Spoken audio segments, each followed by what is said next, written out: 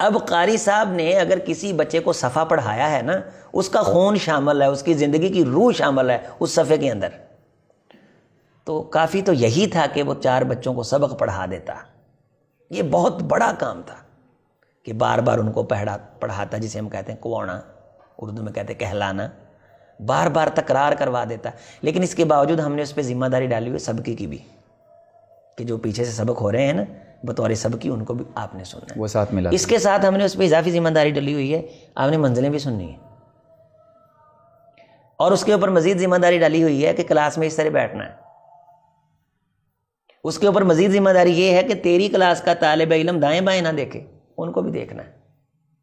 اس کے اوپر مزید ذمہ داری ڈالی ہوئی ہے کہ اگر کسی بچے کی لفظی غلطی آ گئی، وہ تو کبیرہ گناہ ہے، ہم بھی اسے سمجھتے ہیں، اور اگر اس کی اعرابی غلطی کے ساتھ ساتھ لحن خفی کی غلطی آتی ہے تو وہ بھی ناقابل برداشت ہے، اس نے کان اس طرف بھی رکھنا ہے، اور اوپر سے میں نے بچے اس کو 25 دیے ہوئے ہیں، یہ کم از کم ہے۔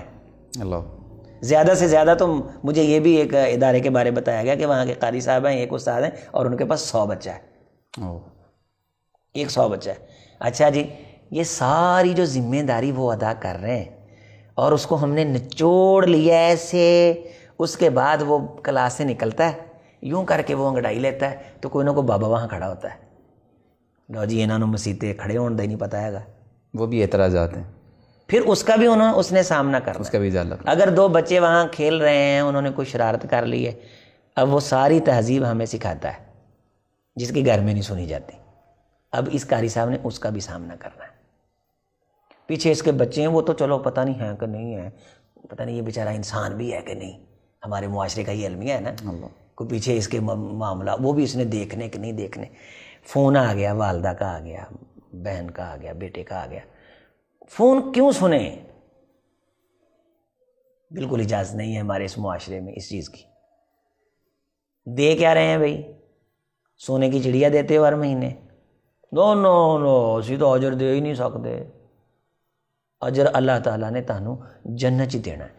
بھئی اللہ کے بندو، جو تم نے اس کو پیسے دینے وہ تم نے دوزخ میں جانے کے لیے دینے، تو تم نے بھی پیسے دے کے جنت ہی جانا ہے نا۔ اگر یہ زیادہ محنت کر کے زیادہ بڑی جنت لے لے گا تو تم زیادہ پیسے دے کے زیادہ جنت نہیں لے سکتے، تمہیں نہیں جنت چاہیے۔ اگر اس نے اللہ کی رضا کے لیے قرآن پڑھانا ہے تو تم نے اس کی خدمت نواز شریف کو راضی کرنے کے لیے کرنی ہے۔ وہ کبھی سوچو تو صحیح نا، وہ کہتے ہیں چمن میں تلخ نوائی میری گوارا کر کے کبھی زہر بھی کرتا ہے کارے تریاقی، تو یہ میری بات اگرچہ کسی کو تلخ ضرور محسوس ہو۔ ہماری مسجد میں ایک خطیب صاحب آئے اور کہنے لگے کہ جب ان کی خدمت کرنے لگے تو کہنے لگے جی میں نے اللہ کی رضا کے لیے جمعہ پڑھایا ہے، تو میں نے کہا یہ جو ہم آپ کو پیسے دے رہے ہیں نا، یہ ہم عمران خان کو راضی کرنے کے لیے دے رہے ہیں۔ اسے بات سمجھ آ گئی، اور میں کہا یہ جو ہم آپ کو دے رہے ہیں ہم بھی اللہ کو راضی کرنے کے لیے دے رہے ہیں۔ آپ نے تو اپنے آپ کو بچا لیا یہ کہہ کے کہ میں تو پیسے نہیں لوں گا، میں تو اللہ کو راضی کرنے کے لیے آیا ہوں، تو ہم کس کو، ہمارے لیے پھر آپ نے کیا چھوڑا ہے؟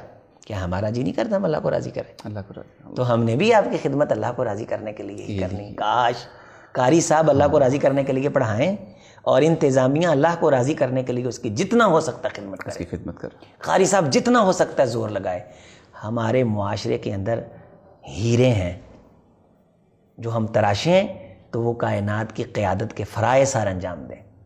ہمارے ان شعبوں سے نکلنے والے بچے قرآن مجید سے جو بیزار ہوتے ہیں نا، اس کی استاذ کی روح کا ان پہ اثر پڑتا ہے۔ قاری صاحب یہ میری بات نوٹ فرما لیں، سامعین و ناظرین بھی نوٹ کر لیں۔ اگر قاری صاحب کلاچ بیٹھے ہیں مجبوری سمجھ کے، اگرچہ نہیں بھی بتاتے، رسول رحمت علیہ الصلوۃ والسلام جب معراج پہ گئے، آپ کو شہد پیش کیا گیا، آپ کو شراب بھی پیش کی گئی، دودھ بھی پیش کیا گیا، آپ علیہ الصلوۃ والسلام نے دودھ کا پیالہ لیا اور پی لیا۔ وہاں فرشتے نے رسول رحمت علیہ السلام سے کہا کہ اگر آپ شراب کا پیالہ پکڑ لیتے فغاوت امت تو آپ کی امت گمراہ ہو جاتی۔ اب امت تو نیچے ہے، امت کون سا دیکھ رہی ہے کہ رسول صلی اللہ علیہ وسلم نے وہاں کون سا پیالہ لیا؟ استاد 7 پردوں کے اندر بھی بیٹھا کوئی سوچ رہا ہو نا، اس کے اثرات طلبہ پہ پڑتے ہیں۔ وہ صبح بھی بیزار، دوپہر کو بھی بیزار، شام کو بھی بیزار، قرآن پڑھا رہا ہے، ڈنڈا ہاتھ میں پکڑا ہوا ہے۔ جب وہ خود خوش نہیں ہے قرآن کی خدمت کر کے تو اس کے سامنے بیٹھے ہوئے بچے اس پر اچھے اثرات نہیں مرتب، وہ قرآن مجید پڑھیں گے ضرور لیکن قرآن مجید دل سے نہیں پڑھیں گے، روح سے نہیں پڑھیں۔ روح سے نہیں پڑھیں گے. ہم نے اس کی روح کو بے چین کیا ہوا ہے, مضطرب کیا ہوا ہے, منتشر الخیال کیا ہوا ہے. کبھی وہ ادھر دیکھتا ہے, کبھی ادھر دیکھتا ہے, اور کبھی وہ گھر کو سوچتا ہے, کبھی معیشت کو سوچتا ہے, کبھی اپنے فیوچر کو سوچتا ہے, اور بیٹھا ہے سامنے, تھوڑی دیر کے بعد وہ پھٹی کھڑکا دیتا ہے, بچے یوں یوں کر کے ہل لیتے ہیں, اور پھر ایسا وہ اوپر چھا کر کے بیٹھا ہے کہ جس طرح نعوذ باللہ بچے قرآن مجید نہیں پڑھنے آئے, جیسے کوئی سزا بھگتنے آئے ہوئے ہیں. ٹانگ سیدھی نہیں بچہ کر سکتا. کیوں بھائی, تم نے گوڈے پہ کیوں بٹھانا؟ یہ کس نے یہ طریقہ ایجاد کیا ہے؟ تو آپ بچوں کو بھی ریلیکس رکھیں, خود بھی ریلیکس رہیں. یہ سب کچھ تب ہوگا جب ہم ایک دوسرے کے درد کو محسوس کریں گے. قاری صاحب جو ہیں ہمارے شعبہ حفظ کے اساتذہ ہیں, ہمارے سر کا تاج ہیں, ان کا درد ہمارے دل میں ہے. ہم یہ چاہتے ہیں کہ ہم ان کے بارے کوئی نہ کوئی لوگوں کو بریف کریں, لوگوں کی رہنمائی کریں, اور ان کے وظیفے کے بارے ہم ایک باقاعدہ مہم چلائیں.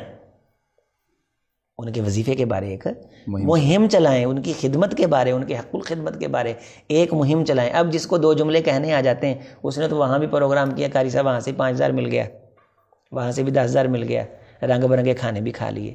یہ بیچارہ صبح سے لے کے شام تک بیٹھا ہوا ہے, اور خالصتاً قرآن کی خدمت کے لیے بیٹھا ہوا. اگر اس کے بارے نہیں نہ سوچیں گے, تو جب یہ بیزار ہو جائے گا, تو اصل ہماری بنیاد اور راس جو ہے وہ شعبہ حفظ ہے.